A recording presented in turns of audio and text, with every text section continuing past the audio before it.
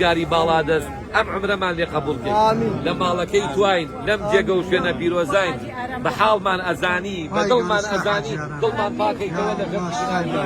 دڵمان پاکەیتەوە لە بغز و کینە بەرامبەر بە هەموو موسڵمانێک ئەو دوعا قورئانیە ئەکەین ربنا اغفر لنا ولإخواننا الذين سبقونا بالإيمان ولا تجعل في قلوبنا غلا للذين آمنوا ربنا إنك رؤوف رحيم وإصلاح حال مسلمانان كي دڵیان بکەی بە یەک مسلمانان لە کوردستان دڵیان پاکەیتەوە بەرامبەر بە یەک بەلایەتی و خۆشەویستی بخەیتە ناو مسلمانان یەک ڕێزی و تەبایی بخەیتە ناو مسلمانان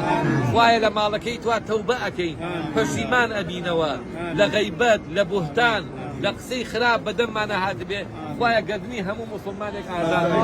خوایە دڵیان خۆش بی لە هەموو مسلمانێک خۆش بی خوایە ئەوەی بەندەی شایەدمان بە زەکاتەوەی خۆش بی خوایە لە گوناهی مامۆستاکانمان خۆش بی خوایە لە گوناهی ئەو مامۆستانەش خۆش بی کە ئەهلی قورئانە لەفظی قورئان ئەڕێنەوە کە خزمەتی قورئانەکەن خوایە ڕوسوولیان بکەی سەرفرازیان بکەی یا ئەڵڵا یا ئەڵڵا دەروونمان ئاسوودە بکەی یا ئەڵڵا دڵمان خۆشە لە ماڵەکەی دوای لەم شوێن و جێگە پیرۆزان خوایە لێمان خۆش بی خوایە سبەینێک کە ئەمری نێمان ڕازی بی خوایە سبەینێک کە مەلەکول مەوت گیانمانە کێشێ لەسەر ئومەتی پێغەمبەر گیانمان لەسەر شەهادەتی لا ئیلاهە ئیلا الله محەممەد ڕەسوول الله زمانمان تەڕ بێ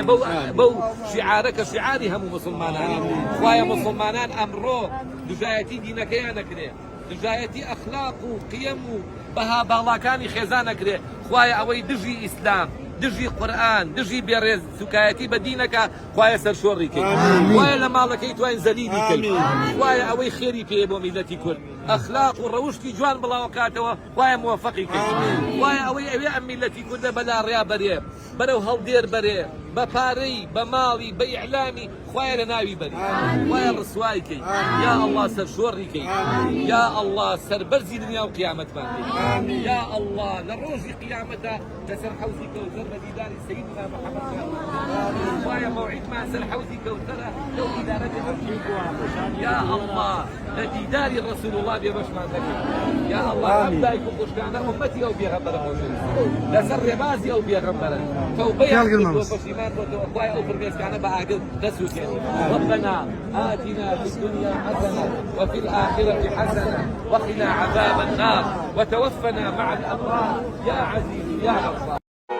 کەناڵی BK4